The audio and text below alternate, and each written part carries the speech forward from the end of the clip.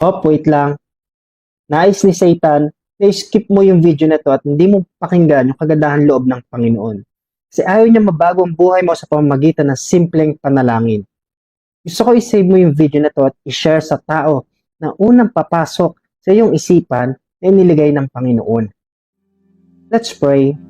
Heavenly Father, in the mighty name of Jesus, with the power of the Holy Spirit, I speak blessing upon blessing, Lord, sa aking kapatid na nasa kabilang screen.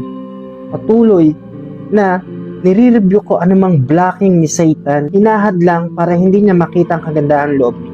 Inyong blessing, Panginoon, sa araw-araw at sa oras na ito, I rebuke it in the mighty name of Jesus. Sa tulong ninyo, Banal na Espiritu, patuloy kayong kumilos, pakilala sa Kanya, ilapit ang mga tao na makakatulong sa Kanya sa bawat problema niya.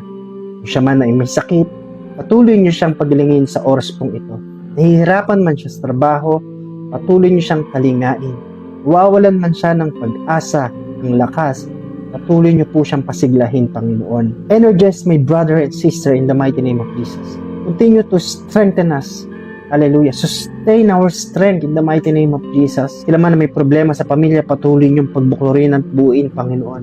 Sapagkat kayo ang Diyos na bumubuo ng pamilya, bumubuo ng mga wasak, ng mga bagay sa aming buhay. Patuloy na pinapaganda ito habang kami nagpapatuloy. Sa oras na ito, makikita ng kaaway na ang kapatid ko na ito ay nagkaroon ng pag-asa nagmumula sa inyo. Makakalakad muli sa tulong ng inyong kapangyarihan. Patuloy na magpadala kayo ng mga blessing financially. Hallelujah.